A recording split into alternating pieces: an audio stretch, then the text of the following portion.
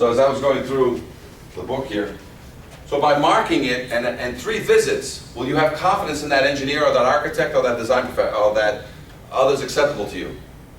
If they show up 3 times, they show up at the beginning to get the vendors started, they show up a surprise visit in the middle, and then they show up at the end, and they bring you to for the final. Will you have confidence in that fire escape? Right? So these are typical confidence tests that are out there, and they all say, to the best of my information, knowledge, and belief. This was the Boston one, still in use today. Even though these exist, even though I've been teaching a class to the association for 10 years, this is still what they use today. But I do have other model cities, so is Boston doing these, or are other model cities around it doing that? It's usually the kings.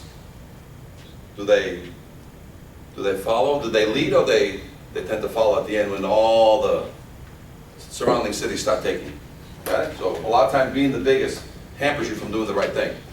And right here in the middle of their document from Boston, you know what it says? To the best of my information, knowledge, and belief, the fire escape is in conformity with the building code, which means what? It means nothing. So on this book you also have all kinds of fire escapes and how they're built. They haven't changed in 100 years. How fire escapes are built are right here. All fire escapes must also be to grade. I don't know if you know that. Fire escapes cannot end 9 feet off the ground. Every fire escape must be 100% complete to ground. And now with stairs, you have a pre-existing lawfully non-conforming staircases, ladders in this building. Can I build ladders today on a new building, a new construction? The answer is no. If I have a pre-existing building, I can build a brand new fire escape on it to make that building code compliant, but it must be full staircases to the ground, no ladders ever allowed. Can I build a brand new building from the ground and put a fire escape in it? Never. Fire escapes are not allowed anymore. But can I convert any existing structure and use a fire escape to meet its means of egress? The answer is yes. Can I take a mansion that has got a central stair, and I'm going to make 4 condos on either side wings, and then have the egress come out of fire escapes on the backside? The answer is yes. So fire escapes are still around as a final answer, because sometimes when you take a building, there's no way to do the 75-foot rule. You know, a stair there has to have a stair over there. So guess what the answer is? A fire escape. And a lot of these fire escapes are going to get converted in downtown, not to office space anymore. It's going to be converted to lofty, you know, $1 million condos. Guess what the answer is going to be? The fire escape that's there. But instead of you forcing them to put a staircase inside, which could screw up the mathematics of the sale, you can have them take the fire escape outside and upgrade it. Just make it either bigger, or the stairs, instead of 8 and 8 rise and run, you can make them 7-11, you can make them 36 inches wide. So you can still use a fire escape system to meet and keep a lot of your older buildings. This is the steps. We were just talking about this. The only thing you need to, oh, did I miss one thing, which is the tags? Yeah. See these tags? Every fire escape in Seattle has a tag. If it's bad, it's got a red tag. If it's under repair, it's got a yellow tag. And if it's certified, it's got a white tag. And guess what happens when the firemen are running up to a building and it's got a white tag 7 to 10 feet off the ground, permanently attached to the fire escape? Not in the manager's office, it's in the fire escape. What can that fireman do? Can he make a judgment and say, I'm going to use this fire escape because it has a white tag on it that has the date of the last inspection? If it has a yellow, he may say, you know what, I'm not going to chance it, I'm going to bring my ladder. And if he has a red tag on it, can he say, I'm not getting on that? I'm going to grab my ladder, I'm going to wait for the equipment to arrive. Because, so what is this system? Is this a fire escape awareness program that we're initiating? Or are we basically getting a sense of where our fire escape stock is at? So you just want to go out and look at all your fire escapes, and all you need to do is tag them. You don't want to fix them today. You want to tag every one. And if it's certified, there's a white tag. If it's under repair with no life safety concern, it gets a yellow. And if it's got treads dangling, it gets a red. So in the meantime, you just know now every fire escape's conditions immediately when you get there. Who are you saving right off the bat? The fireman. Who else knows about it? The tenants in the building. They're looking at my tag and they're going to make a call to their whoever they paid rent to and say, hey, how come there's a yellow tag on my fire escape? So there'll be tenant pressure for a lot of people. Dude, fix it. This is my only way out. So So start tagging fire escapes. This is what it looks like. Portland, Oregon, tagging. Lowell, Massachusetts, tagging. Everett, Massachusetts, tagging. Boston, Mass.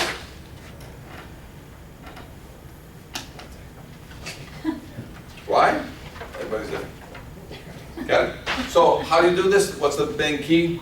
You gotta make it a checklist item. So we're not gonna have Captain Rusty. That's a good name, isn't it?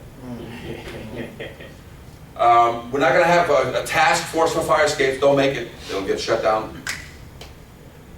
What you need to do is just add to the checklist. And you're gonna have 4 departments working together with you. You're gonna have fire department basically saying you have a 1-year inspection and you just add a checklist. So whatever checklist you have that building needs to stay open, just add fire escape certification. You're not ordering an inspection, you're asking for a copy of the certification. When you do smoke detector sign-offs and you're about to sign off, you ask for a copy of the certification. If they don't have one, do you stop the process? No, because then you'll get some yelling from somebody. You continue the process. Issue the occupancy, do whatever, but now it's an incomplete document because now there's a violation that's going to go out and says your fire escape wasn't submitted with this. Building inspectors, when they're reading plans, fire review planning, and they're reviewing plans and they got everything submitted, guess what they have to submit along with that plan? A certified fire escape program or the scaffolding already hired to go put on the building. So just add it as a checklist. Health department, when they evacuate somebody out of a building, then they put it back in. What's the one thing they need to have before they can make it? It's called the SAFE, write this down somewhere. It's called the Safe Structures Initiative. And all you're doing is verifying that the building is a safe structure for the tenants and for the firemen. Whether it's the health department picking on this, whether it's the housing department picking on this, fire department picking on it, building department picking on it, means in order for it to go back on and be useful again, you have to have a safe structures certificate on it, which means that you have 2 means of egress and you have everything else that you need in order for that building to be occupied. If all of a sudden it only has 1 means of egress and the other one has never been certified, what do you say? Well, I need that. Do you stop the occupancy? It's really your call. I wouldn't stop. I would go with the process because it's going to take 3 to 5 years for you to get this. But in 3 to 5 days, will they have that thing certified? They better. Otherwise, what can you do when you go back? Shut it down. Say, hey, I didn't stop you, but either give me some scaffolding. That's the best thing. When you walk into somebody and somebody says they got a $100,000 fire escape problem, you say, no, you don't have a $100,000 fire escape problem. You have a $2,000 a month scaffolding problem. So get the scaffolding up since you don't have the 100 grand. It's going to cost you a couple $1,000 a month, and they'll give you time to take a deep breath, find some money. But it doesn't matter whether you have a $100,000, $200,000, or a $10,000 fire escape problem. You haven't done it for 10 years. I mean, for 75 years anyway. You spend more on the marble in the front foyer than you did on that fire escape. And that's usually what happens. They'll spend millions in the building. Tuxedo with sandals. You know what I'm saying? Ratty sandals to begin with. Load testing, everybody want to see what a load test looks like? 7 guys, 7 in the morning till 7 at night. This is a load test that I did in Boston on a building for Harvard University, and I forced this load test. I said, can I please use didn't need to do a load test, but I purposely wanted to do a load test so I can record it. And here's see what the 50-pound sandbags look like? And you have to take them all the way to the top, and we load test that first, 40%. So if it's 1,000 pounds, you put 400 pounds, take measurements before, during, and after, no deflection. Then you put the remaining 60% and you look at your watch, take measurements before, during, and after. Then you start the sandbags cascading down the set of stairs.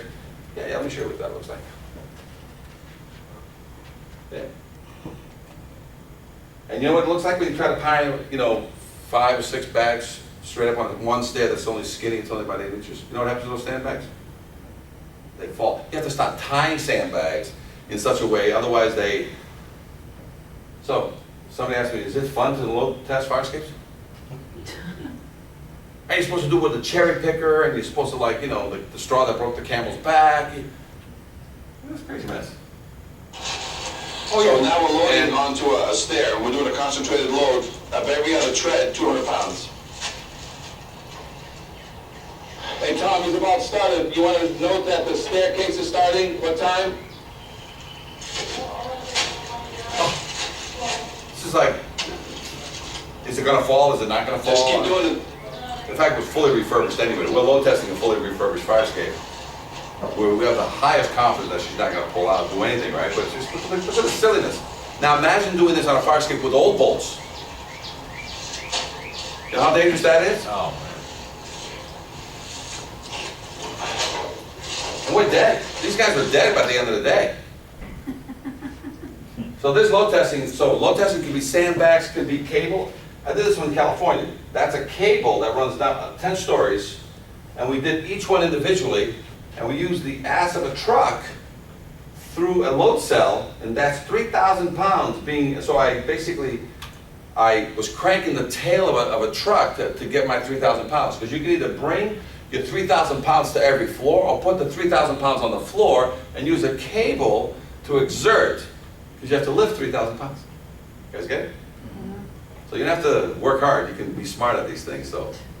And, cranking, yeah? Lifting the tail of a truck, which is 7,000 pounds. So we can make this up for you, or you can just take it and copy it and put it on your own website, do your thing. I already told you about, go to the city of Portland, Oregon, speak with Stu White, pick his brain, get all the programs that he started. He's been suffering for almost 10 years with this stuff, and every fight you could ever imagine. From the city, from the inspectors, from everybody. And that's Portland, Oregon. And this is all online, okay? And then we start talking about repair procedures. And we start showing you on these repair procedures just, you know, what it takes to repair fire escapes, you know, what's involved. And thank God that fire escapes have not changed in 100 years. So, you know, everything between through bolts and back bolts and what occurs, too much water, moisture, rust jacking, 1 inch of rust on a library. You can grow ferns. You know how do you guys have that program here yet, medical marijuana? You can grow medical marijuana on fire escapes now. There's so much water on these things. So the marijuana jokes are working now, I guess, all right. So barbed wire, you can't have barbed wire on fire escapes. You know, and a lot of times when somebody smashes into it, you know what they fix? They fix the veneer. But where's it broken? It's broken inside on the structural wall inside. We talk about that all wood structures have to have a through bolt. You get to a fire escape and you have 6 lag bolts going in the opposite direction, it's wrong. You need just 1 through bolt. So all wood structures have a through bolt with a plate inside. Because when it rips to the ground, it's got to bring a piece of the wall with it. That was a wall failure, it wasn't a fire escape. But when you lag bolted with these lags, water gets on the lag, weeps into the wood, softens the wood, you step on it, and guess what happens? Somebody mentioned 10 years ago, the balcony, right? Right. A couple of firemen got hurt, and not not hurt, but they was killed. 2 were severely injured. Barely could walk out. And I told him, 12 years was too long, but if it was 10, 12 months ago, you know what I would have said? He has a lawsuit. I did a fireman in New York. I was an expert witness on the case. He actually sued the owner because he fell 3 stories from a fire escape, and I think it's going to show here. He fell 2 stories through a fire escape stairs that gave out. So not only was he out, he was 27 years old. He broke his spine, couldn't walk anymore, basically. So now he's on disability for the rest of his life. He's on disability. He sued the owner and won because he said this is not an occupational accident. You caused this by not maintaining your fire escape as required by law. This was a hand grenade that you left out that I stepped on. That's not occupation. You can't have any hand grenades out. And he won the case because the owner was supposed to maintain the fire escape so that it's ready for use at any and all times. The owner didn't. As a matter of fact, when we went there 2 years later, the fire escape was still falling apart. That's why they settled the case.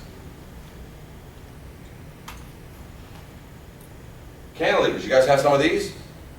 You know how these work? These work, you're supposed to come down. Counterweight, Yeah, the weight. counterbalance. Well, see this release arm? Yeah. when you release it up here, single action requiring no special knowledge, you know what happens? This goes down by itself, 2 to 3 feet per second, it stays down. You know what happens when you have to come down, step onto it, step out a little bit more, step out a little bit more, and then it comes down to the ground, and then as soon as you step off, what happens? Goes right back up. Goes back up. That's, you know why they did that? Because the owner were too lazy to come down and put it back up and relock it. And a lot of yours have locks on them. You may not see, there's locking mechanisms on all your cantilevers. And so a lot of them, to avoid having to come down in the middle of the night, put these things up, they put a chain here. So every time you see a chain on a cantilever, it's because they put all this extra weight here, remove the release arm, and the thing goes back up by itself. But what's that mean to you when you're a fireman and you're running, you know, people are coming down, and you don't have your ladder with you, and these things are 12 to 14 feet off the ground, the last person gets off, running away from the fire, and you need to get up there and save the baby, what happens? Yeah. You can't, because the thing goes up 12 feet. But if it was actually doing it correctly, properly balanced, when they push through the bar, and it's just a bar that they push, so it's single action, they don't even know it, they just get that bar out of their way, it releases. By the time they come down the stair and they're here, it hits the ground by itself. It drops 2 to 3 feet per second, hits the ground and stays down. When the fire's all done, it's 2-person operation. Somebody down here's got to throw it back up because it only weighs about 25 pounds on the nose. And somebody up there just relocks it. It's also an anti-theft device because if there's a lock on it, you know what you can't do? You can't throw a rope up and do what? Pull it down and break into the building. That's what these things look like. See? There's the kind of way at the back. See the release mechanism here? See the chain? You see a chain on it, it's illegal. See the release arm wide open? And where is it? Backwards. Smashes, crashes, trucks, cement trucks, moving trucks.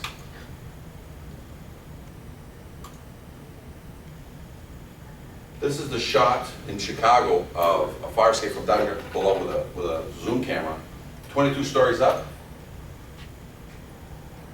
It was disconnected. I think I'll show you a shot in a second. Yeah, 22 stories up. That's the shot I took with my zoom camera of that hotel, the Palmer Hotel in downtown Chicago.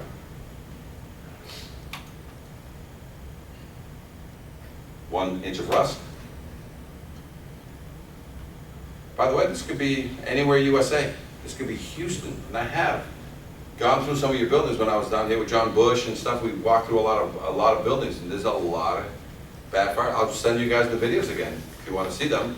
And some of the buildings you may be, it's probably nothing's been done on those. And I think I got about 20 or 30 videos, and a lot of them were mid-rise and low-rise, just in the downtown walk around.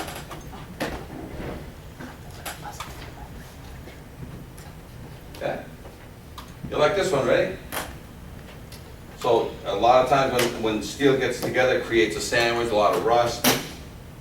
Let me show you the treads, spacers, flats. It all depends what you have for grading.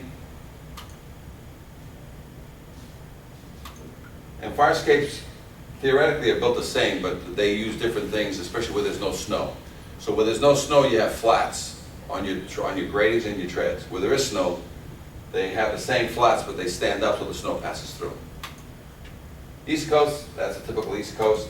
West Coast, Midwest, mid to West Coast is all flats. School in New Jersey, by the ocean.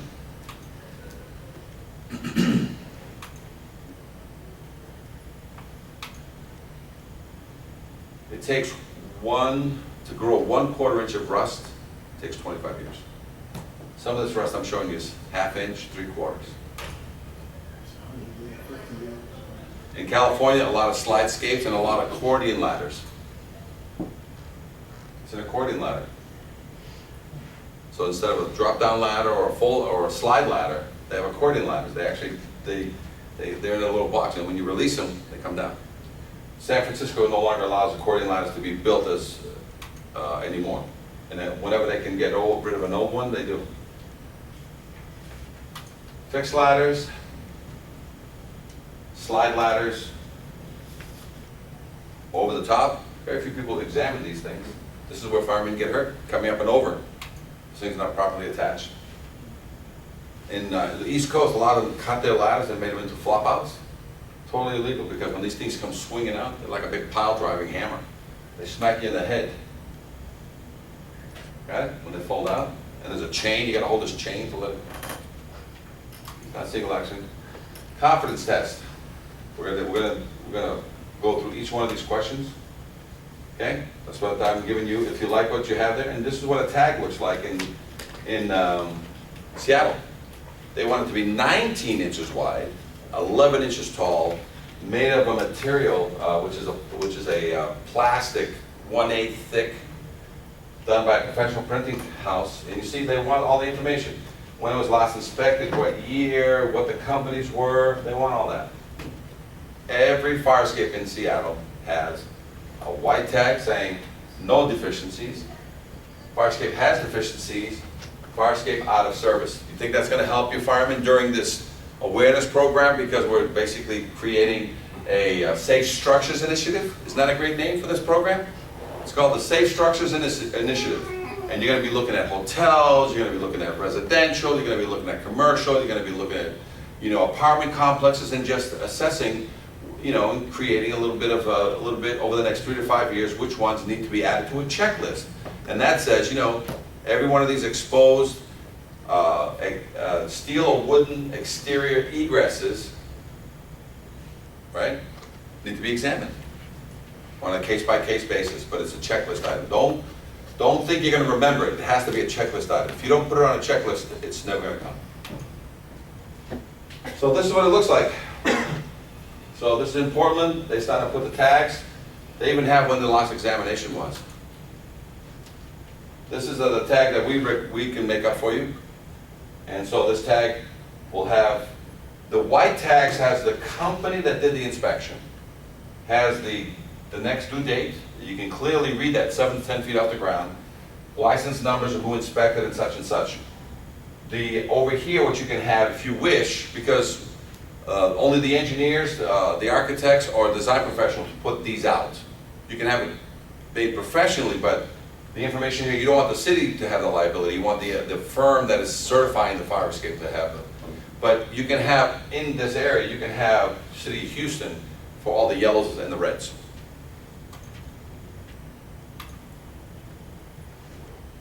Okay? So, here's an example of adding it to a checklist. Fire prevention. During smoke detector sign-off, sprinklers, yearly inspection, second means of egress confirmation. So you can tie this to sprinklers, you can tie this even to elevators, you can tie this to anything you wish. See this building department permits in OSHA? Right? Every time you pull a permit or you're signing off a permit, you should have the fire escape. I don't know if you guys do re-rentals or certificates of occupancy or new ownership things. Add that to the list that says on the new ownership you need to have a new certificate on file. HUD and housing, Section 8 housing, before they let Section 8 housing to occupy that building, where's the second means of egress certificate? Health department, when somebody gets kicked out because of bugs or rats or whatever, guess what happens when they get put back in? You need to verify that there's a second means of egress. Got it? So let's take a look at what typically is a fire escape. Anybody have a time? 3 o'clock. Oh, it's 3 on the button? Let me then, I'll end it here.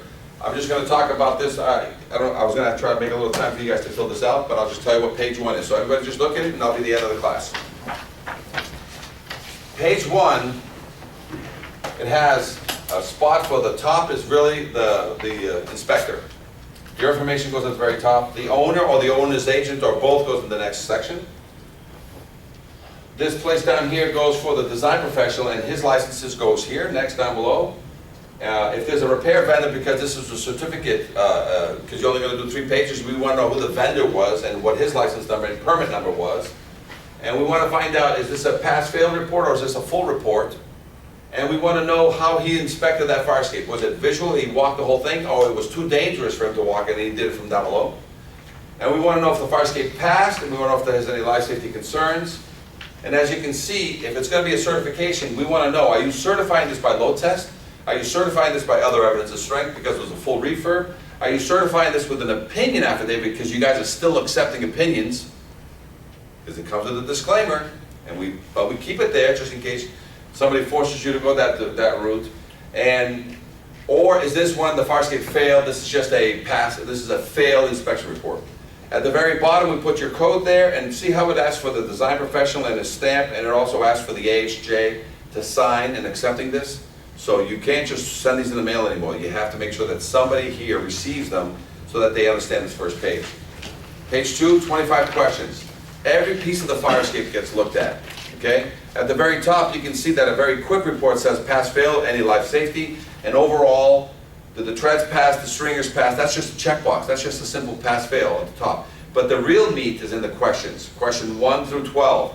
Every piece of the fire escape, when you look at it, is answered, is a question. And it's a yes question, meaning you have to, yes, the fire escape is strong. Yes, the rails are good. Yes, so in order for this to be a pass, you have to answer yes. Whenever you say no, they should make a little note in there, in that little gray box, you should say no. At the very top, you can also see in the very small writing, this document expires after 30 days. You know how many people use this document to drag for 6 months or a year? This inspection report expires in 30 days.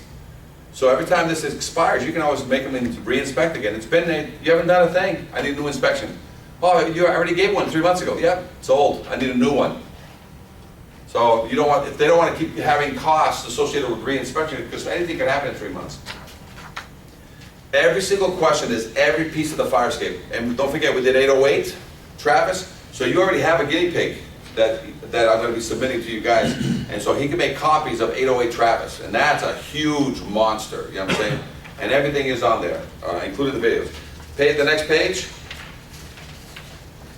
on 13 through 25, it's just the rest of the fire escape. And we even talk about electricity near the fire escape. We even talk about paint. We talk about everything associated. So these are yes, no questions to an engineer, not what is your opinion. It says, did you physically walk the fire escape and did you check not only the rail, but all the rails? And one of the heavy questions in here is that there is no internal rust in any of the connections, meaning he has to go and see if there's any bubble, any deflection, any opening.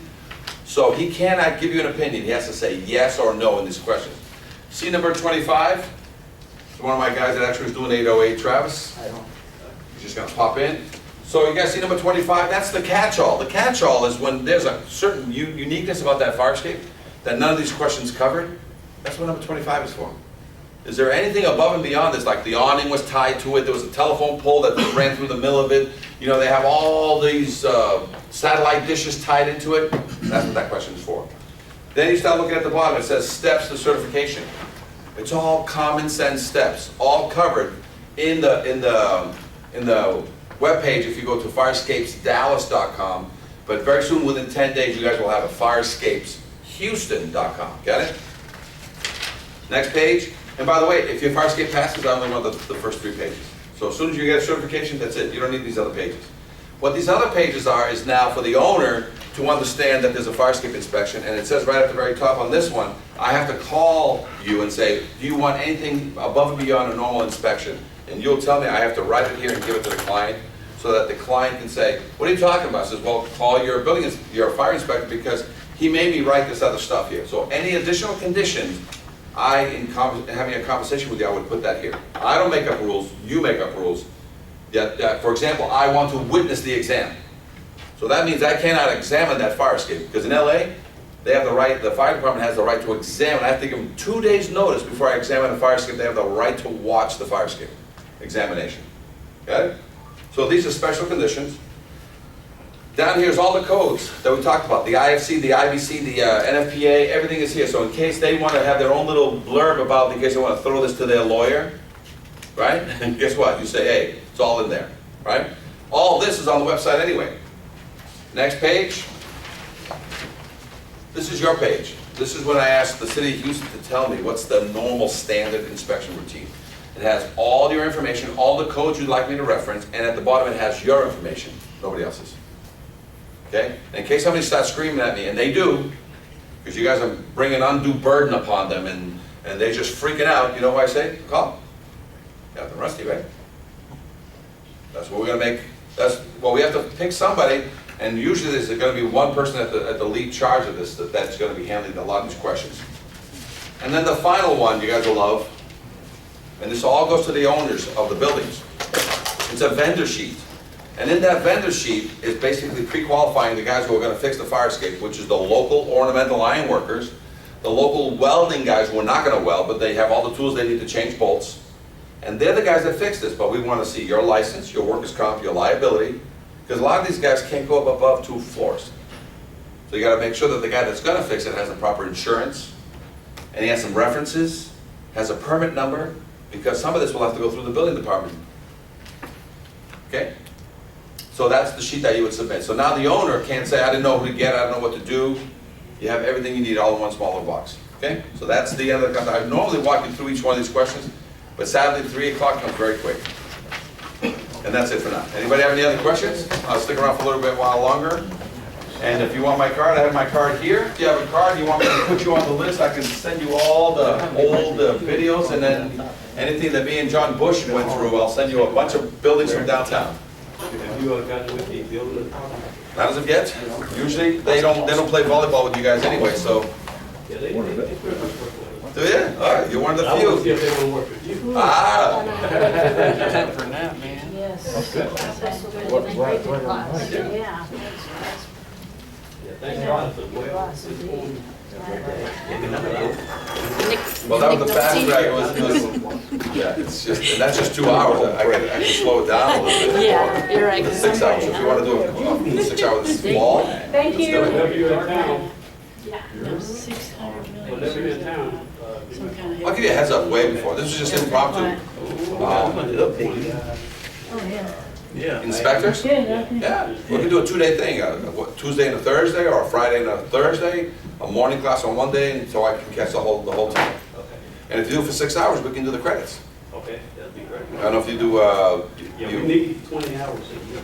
okay, yeah, I can do 6. Yeah, I think that's, and I'm also ICC certified too. Okay, great. There's some other weird little Mhm. class credits that you get from there. Okay. All right, well, thanks a lot. If you're interested in getting in touch with the building department, I can give you the information. Well, the way that I do it is like this.